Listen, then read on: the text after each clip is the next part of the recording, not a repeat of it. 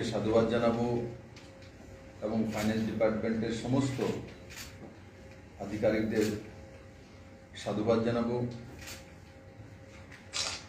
আমাদের সকলের দিশা নির্দেশিকাকে সামনে রেখে ত্রিপুরার সমস্ত মানুষকে এক জায়গাতে এনে সমভাবে, শুধু ত্রিপুরার 37 লক্ষ ত্রিপুরাবাসী না, এই বাজেটে আপনারা লক্ষ্য করেছেন, সে মানুষের জন্য হোক, বনায়নের জন্য হোক মানে ফরেস্টে, পশু পক্ষীদের জন্য হোক, সিপাহীজলা জু হোক, ইনফ্রাস্ট্রাকচারাল ডেভেলপমেন্ট হোক, এডুকেশনাল ডেভেলপমেন্ট, হেলথ, সব দিকে মিলিয়ে একটা জনমুখী বাজেট, যেটা আত্মনির্ভর ত্রিপুরা চিত্র তুলে ধরেছে আজকের বাজেট। মাননীয় প্রধানমন্ত্রীজি আত্মনির্ভর ভারত চাইছেন এবং আমরা মাননীয় প্রধানমন্ত্রীজির মার্গদর্শনে এই আত্মনির্ভর বাজেট আমরা পেশ করেছি। এই বাজেটের সবচেয়ে বড় বিন্দু হচ্ছে যে প্রথমবার, যেটা আমার কাছে ডেটা রয়েছে,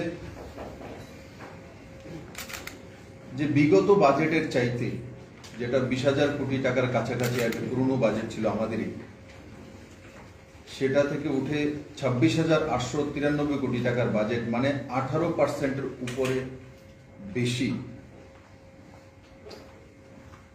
সেটা ডেটা অনুসারে ত্রিপুরাতে প্রথমবার হয়েছে 1 বছরের মধ্যে এত বড় ডিফারেন্সে বাজেট প্রস্তুত করা। জিএসডিপি যদি দেখি, সেটাও যে 21-22 12.16% ছিল, সেটা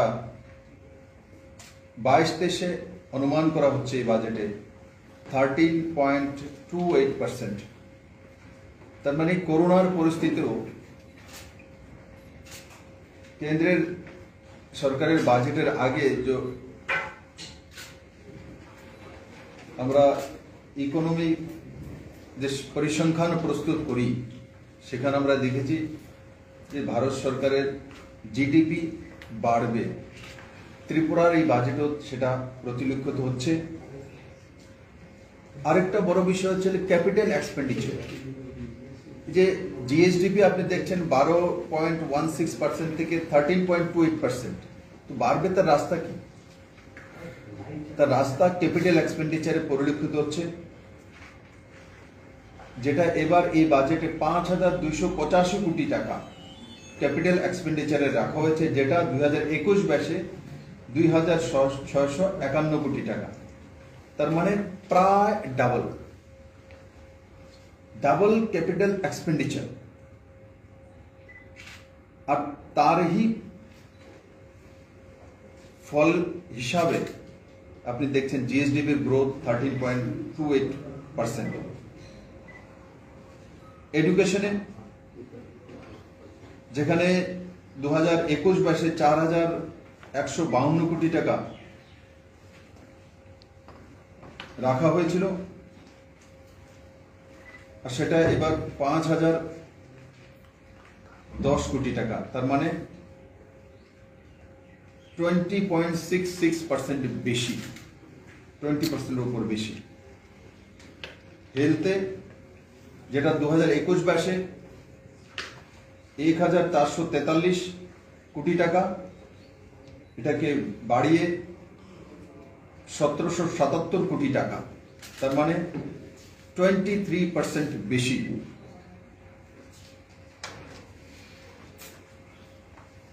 সুবর্ণ জয়ন্তী ত্রিপুরা নির্মাণ যোজনা, এই বাজেটে নতুন একটি স্কিম ঘোষণা করা হয়েছে, সেটা ইনফ্রাস্ট্রাকচারাল ডেভেলপমেন্টের জন্যই রাখা হয়েছে।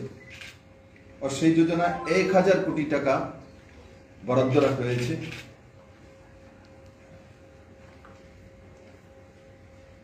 1178 জন পঞ্চায়েত এক্সিকিউটিভ অফিসার রাখা হবে। আপনারা লক্ষ্য করেছেন লাস্ট ক্যাবিনেটে 400 নতুন পঞ্চায়েত এক্সিকিউটিভ অফিসার নেওয়ার জন্য ক্যাবিনেট সিদ্ধান্ত নিয়েছে। তার মানে পঞ্চায়েতগুলিকে স্ট্রেংথেনিং করার জন্য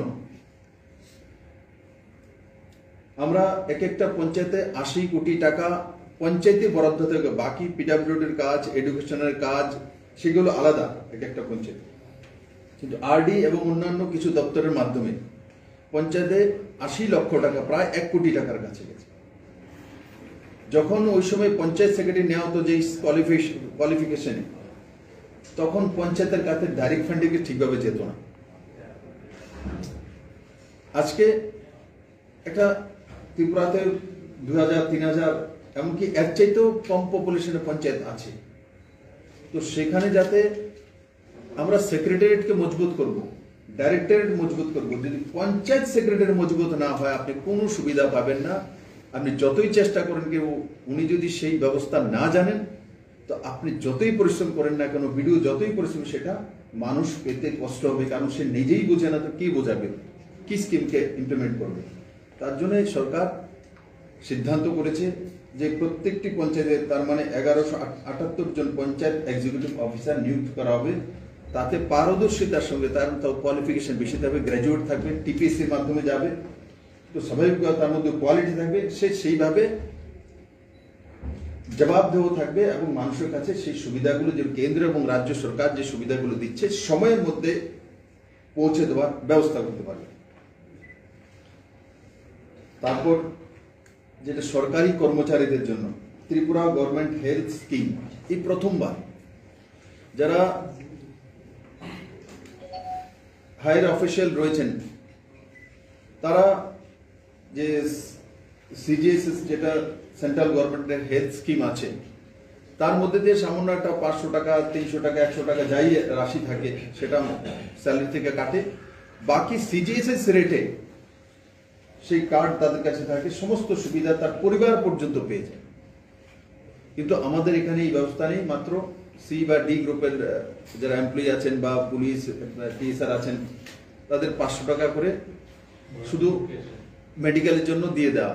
আপনারা জানেন 500 টাকা দিয়ে আজকাল অ্যান্টিবায়োটিকের 10 পাতা, মানে 10টা ট্যাবলেট পাওয়া যায়।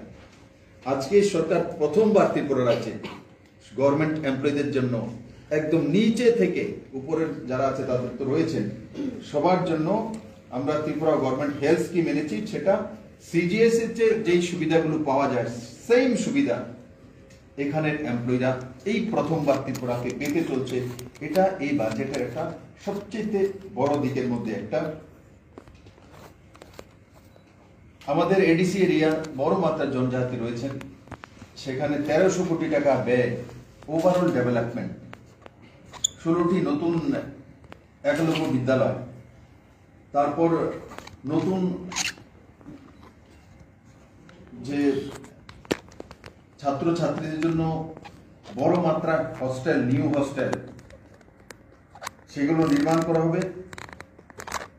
ডিজিটাল মিউজিয়াম, এই প্রথমবার ভারতবর্ষের মধ্যে একমাত্র ত্রিপুরা এই বাজেটে রয়েছে ডিজিটাল মিউজিয়াম, 40 কোটি টাকা ব্যয়ে এখানে স্থাপিত হতে চলছে। তার সঙ্গে সঙ্গে আমাদের বড় মাত্রা টিএসআর জওয়ানরা রয়েছে। আমি যখনই ওনাদের ক্যাম্পে বা ব্যারেকে গিয়েছি, পরিবারের সঙ্গে কোয়ার্টারে গিয়েছি, তো আমার কাছে একটা দাবি রাখতেন, আমাদের রেশন বাড়িয়ে দিন, আমাদের এইজ শার্ট করে দিন, বাড়িয়ে দিন, আমাদেরকে ঘরগুলো মেরামত করে দিন। তো এই বাজেটে আমরা টিএসআরদের এইজ 57 থেকে 60 করে দিয়েছি, 3 বছর বেড়ে গেছে। রেশন মানে যেটা 800 টাকা ছিল সেটা 1000 টাকা করে দিয়েছি। আর যারা টিএসআর এর যে কোয়ার্টার, স্টাফ কোয়ার্টার এন্ড তাদের যে ব্যারাক রয়ে গেছে, সেগুলো মেরামতের জন্য 6 কোটি টাকা এই প্রথমবারের মতো বরাদ্দ করে দেওয়া হয়েছে। সোশ্যাল পেনশন, যেটা প্রায় 3,80,000 কাছাকাছি, মানে 4 লাখের কাছাকাছি বেনিফিশিয়ারি রয়েছেন, যেটা আমাদের সরকার আসার আগে কেউ 500, কেউ 700, কেউ 300 করে পেতেন, আমরা এক ধাপে একসঙ্গে সবগুলোকে 1000 টাকা করে দিয়েছিলাম। এই বাজেটে তার জন্য রাশি রেখে দেওয়া হয়েছে। একটা কমিটি, চিফ সেক্রেটারির লিডারশিপে একটা কমিটি হবে, সেটা কিভাবে দেবে, কি কি করতে হবে সেটা পর্যালোচনা করে দুর্গাপুজোর আগে যারা 1000 টাকা করে বাজেট ভাতা পেতেন আমাদের সময়, হওয়ার পর তাদের সমস্ত ভাতা প্রাপকদেরকে 2000 টাকা করে একযোগে ভাতা করে দেওয়া হবে। এবং এটা যদি কেউ ভাবে ছোট বিষয়, এমন না। রেকারিংয়ে পয়সা দেওয়া অনেক কঠিন বিষয়, কি একবার করে দেওয়ার পরে কন্টিনিউ দিতে হয়। ওয়ান টাইম কোনো ডিক্লেয়ার যদি 1000, 2000 কোটি টাকার করতে ওয়ান টাইম, সেকেন্ড টাইম দিতে হয় না। কিন্তু রেকারিংয়ে যে টাকাটা লাগবে সেটা কন্টিনিউয়াসলি 400 কোটি টাকা করে এক্সট্রা প্রতি বছর 450 কোটি, 400 কোটি টাকা এক্সট্রা লাগতে থাকবে। তাই বন্ধুরা, মাননীয় প্রধানমন্ত্রীজির আশীর্বাদের কারণে আজকে এই যে ভাতার বিষয়টা আমাদের ভিশন ডকুমেন্টস ছিল, আমাদের বিরোধীদের পার্টি যারা সত্তাসীন এখানে ছিলেন দীর্ঘ সময়, তাদের ধারণা ছিল যে এটা দেওয়া বড় কঠিন কাজ, কিন্তু এই সরকার যেটা বলেছে সেটা আজকে এই বাজেটে করে দেখিয়েছে।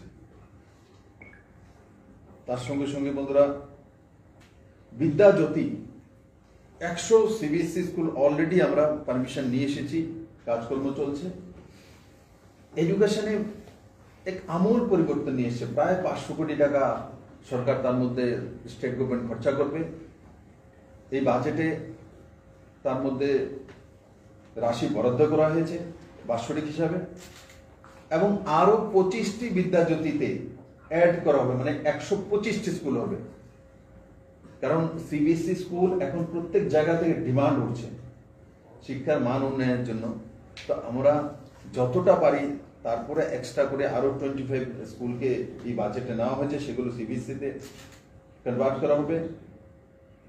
ফায়ারম্যানদের জন্য প্রথমবারের মতো কিটের ব্যবস্থা, সেটা টিএসআরদের কিটের ব্যবস্থা হতো, কিন্তু এবার ফায়ারম্যানদের জন্য কিটের ব্যবস্থা আমরা রাজ্য সরকারের পক্ষ থেকে করেছি। Industrial investment promotion incentive scheme,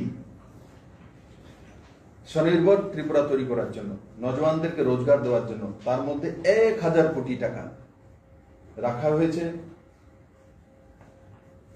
ল ইউনিভার্সিটি, এই প্রথমবারের মতো ত্রিপুরাতে ল ইউনিভার্সিটি হতে চলছে, সেখানে 50 কোটি টাকা রাখা হয়েছে। ডেটা সেন্টার পলিসি 2021, নর্থ ইস্টের রাজ্যগুলোর মধ্যে একমাত্র ত্রিপুরা রাজ্য যেখানে ডেটা সেন্টার হতে চলছে। 66 কোটি টাকা লাগত করে। স্টার্ট আপ জন্য, যেটা আমাদের নজওয়ানদের রোজগারের জন্য রাস্তা খুলবে, সেখানে 50 কোটি টাকা রাখা হয়েছে। তো বন্ধুরা,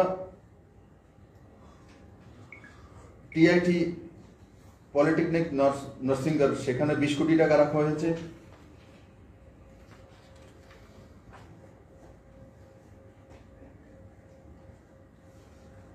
ওভারঅল যদি এই বাজেটকে আমরা দেখি, যে বাজেট কমপ্লিটলি নতুন করে কোনো কর বা বোঝ আম জনতার উপরে কোনো জায়গায় বসানো হয়নি। তারপরেও 18% আমরা বাজেট লাগত বাড়িয়েছি, 20,000 কোটি থেকে 26,000 কোটি, 26,893 কোটিতে পৌঁছেছে।